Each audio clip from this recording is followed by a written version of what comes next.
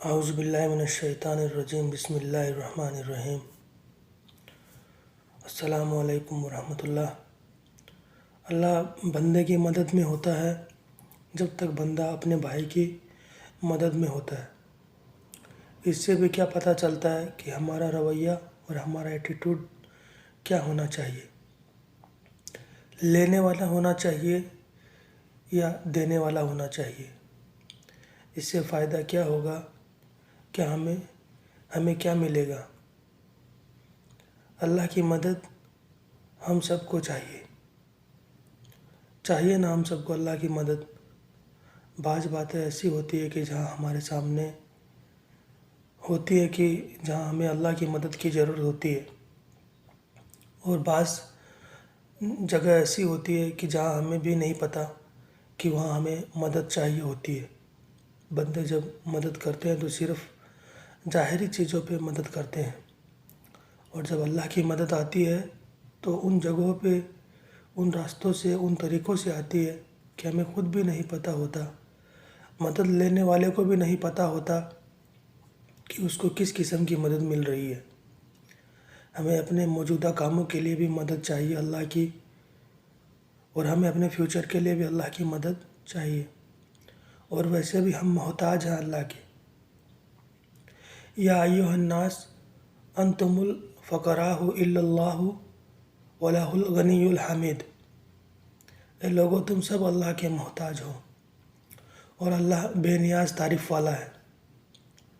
ہم سب کو ضرورت ہے اللہ کی، ہم سب ضرورت مند ہیں، لیکن ہم بندوں سے امید رکھتے ہیں یا بندوں پر ہم آس رکھتے ہیں کیونکہ وہ ہماری مدد کرے، وہ ہماری ضرورت پوری کرے، کیونکہ بندے خود ضرورت مند ہیں اللہ کے۔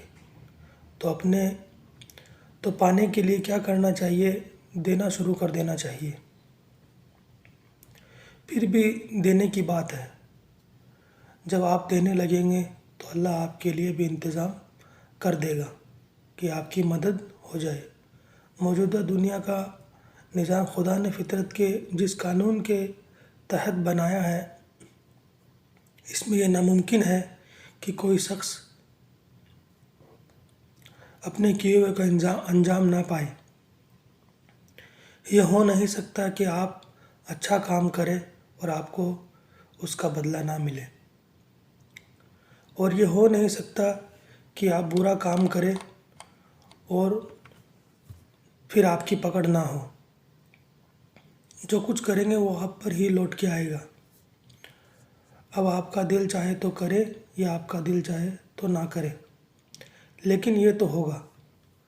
اس قانون کا ایک پہلو یہ ہے کہ کوئی آدمی جب سماج کے دوسروں لوگوں کی مدد کرتا ہے، وہ ان کی ضرورت کے موقع پہ ان کے کام آتا ہے، تو پورے ماحول میں اس کے موافق فضا بن جاتی ہے، یہاں تک کہ یہ معاملہ اپنے آپ دو طرفہ بن جاتا ہے، ٹو ویز۔ جس نے دوسروں کی مدد کی تھی، دوسرے لوگ بھی مزید اضافے کے ساتھ اس کی مدد کرنے کے لیے تیار ہو جاتے ہیں۔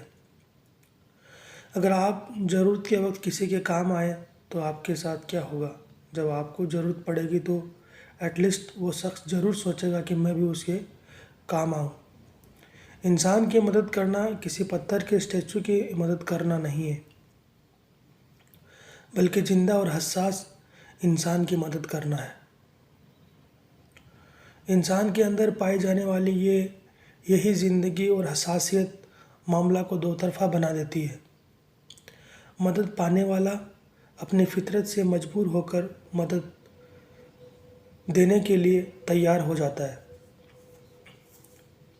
سماجی نظام کی دو صورتیں ہیں، ایک یہ کہ اس کا ہر وقت اپنے بارے میں سوچنا، اس نے ہر وقت اپنے سوا کسی اور چیز کی خبر نہ ہو کہ میرا فائدہ۔ وہ وہاں حرکت میں آتا ہے کہ صرف وہ وہاں کام کرے جہاں اس کا ذاتی فائدہ ہو، اور جہاں اس کا ذاتی فائدہ نہ ہو وہاں وہ بے حس و بے حرکت بن جائے۔ ایسے سماج خدا کی برکت سے محروم رہتا ہے۔ ایسے سماج میں اعلیٰ انسانیت کی فضا نہیں بن سکتی، اور جہاں اعلیٰ انسانیت کی فضا نہ ہو وہاں ہر ایک کو کہیں نہ کہیں اس کا انجام بھگتنا پڑتا ہے. Need and every one suffers some one some where. کہیں نہ کہیں دوسرا سماج وہ ہے جہاں ہر آدمی اپنی ضرورت پوری کرنے کے ساتھ دوسروں کی ضرورت پوری کرنے کے لیے بھی تیار رہتا ہو. جہاں ہر آدمی اپنے جذبات کے ساتھ دوسروں کے جذبات کا بھی لحاظ کرتا ہو. ایسے سماج میں اپنے آپ انسانیت اور انصاف کی فضا قائم ہو جاتی ہے. ہر ایک کو محسوس ہوتا ہے کہ وہ اپنے بھائیوں کے ماحول میں رہ رہا ہے نہ کہ غیروں کے ماحول میں رہ رہا ہے. مثلاً جو لوگ ہاسٹل میں رہتے ہیں گھر بار چھوڑ کے یہاں آئے ہیں، اگر وہاں سے ان کو اچھا ویلکم ملے گا، وہاں سب ایک دوسرے کا خیال رکھیں گے تو گھر کی کمی محسوس نہیں ہوگی. اگر ہر شخص اپنی ذات میں بند اور ہر جگہ ہر حال میں اپنا ہی فائدہ سوچ رہا ہے تو پھر ایک اجنبیت کی فضا ہوگی. اور دین کیا چاہتا ہے کہ اہل ایمان کیسے رہیں آپس میں، کہ جسم کے ایک حصے میں درد ہو تو سارے جسم کو محسوس ہو. تو پھر آپ بتائیں کہ کیسے کرنا ہے. پڑھائی میں دوسروں کی مدد کرنی ہے، بیمار کی عیادت کرنی ہے، اور کسی کو کوئی چیز کرنی ہے اور وہ بھول جائے تو اسے یاد دلایا جائے، اور کسی کو موٹیویٹ کر دینا، اور کوئی بھائی اداس ہو تو اس کا دل اچھا کر دینا.